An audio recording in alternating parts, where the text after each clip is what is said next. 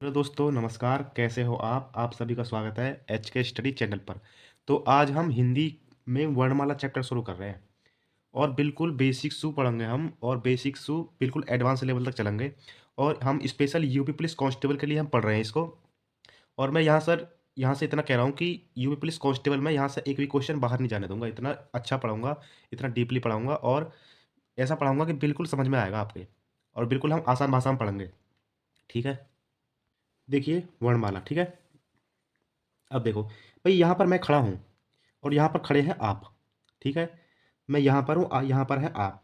तो मुझे आपको बुलाना है। मान लो आपका नाम कमल है, तो वो मैं आपको बुलाऊंगा कि कमल यहाँ आओ।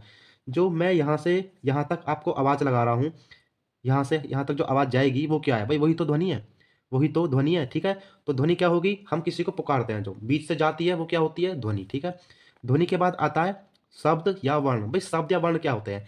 आप ए बी सी डी लिख लो, ए बी सी डी, या कुछ भी, मतलब एक शब्द होगा कुछ भी, या एपनार आपाम, जो भी होते हैं ना, सब ये शब्द होते हैं, ठीक है। क्या होते हैं? शब्द। उसके बाद बनता है फिर पद। पद से क्या बनता है? वाक्य। वाक्य कुछ भी हो सकता है, जैसे इंग्लिश में क्या कहते हैं? सेंटेंस। कुछ भी, नाम जैसा कमल लिख दिया हमने। और देखो वाक्य से जो छोटी इकाई होती है वो क्या होती है? पद होती है, ठीक है। इनसे जितने भी क्वेश्चन बनेंगे, मैं क्वेश्चन भी आपको साथ के साथ ही कराऊंगा, ठीक है, कि क्वेश्चन यहाँ से बाहर नहीं जाना चाहिए बस। अब देखिए, जैसे मैं कुछ नाम लिख रहा हूँ, जैसे मुझे लिखना है महल। तो महल कैसे लिखेंगे हम? मैं प्लस है प्लस ले, क्या बन गया? ये महल। भाई महल बन गया, ठीक है। क्या मैं इसको ऐसे लिख सकता हूँ? ले प्लस है प्लस मैं। ये कुछ नाम है? बताइए, आप बताइए, कुछ नाम है? नहीं है ना। भाई देखो, ये वर्ण है, तो ये वर्ण हमने किस तरीके से सेट करे हैं कि कुछ वर्ण, कुछ वाक्य बन जाए, कुछ सेंटेंस बन जाए। तो देखो हमने लिखा सबसे पहले मैं, फिर है, फिर ले, फिर हमने जोड़ दिए। तो क्या बन गया ये? भाई कोई वाक्य बन गया, कोई सेंटेंस बन गया, ठीक। इस तरीके से हम लिखते हैं, कोई अर्थ सहित बनता है तो उसे कहते हैं सार्थक। सार्थक शब्द,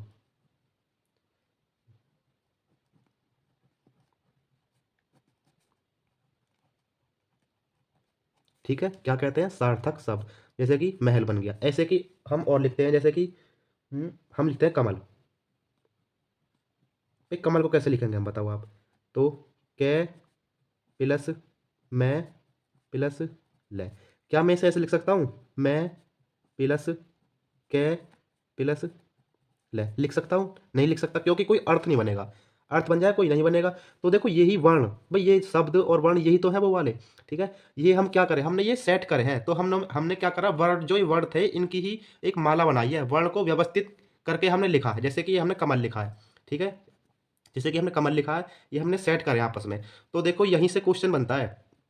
क्वेश्चन यह बनता है कि वर्णमाला किसे कहते हैं। अब यहाँ से परिभाषा भी बन जाएगी इसी की। देखो, तो देखो वर्णमाला किसे कहते हैं? वर्णमाला किसे? वर्णों के व्यवस्थित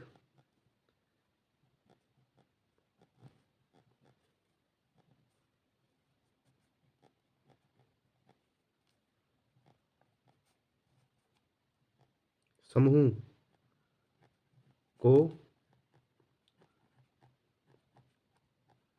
वर्णमाला कहते हैं। यह क्वेश्चन कितनी बार पूछ लिया अभी तक?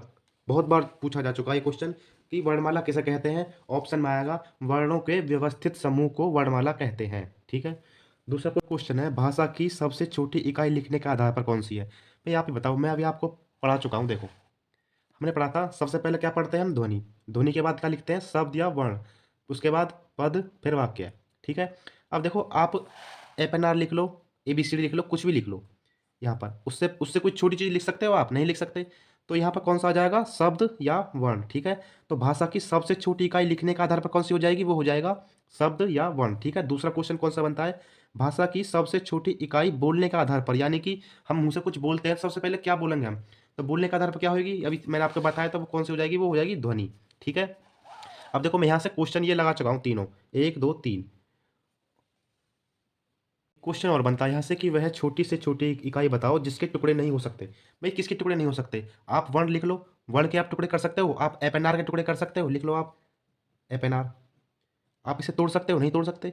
तो सबसे छोटी इकाई कौन सी हो जाएगी, इसे तोड़ नहीं सकते, वो हो जाएगी वर्ण, यानी कि अल्फ़ाबेट। आज के लिए इतना ही। अगर आपको वीडियो अच्छी लगती है तो आप लाइक कर सकते हैं, शेयर कर सकते हैं और चैनल को सब्सक्राइब जरूर कर लो जो चैनल पर नए हों।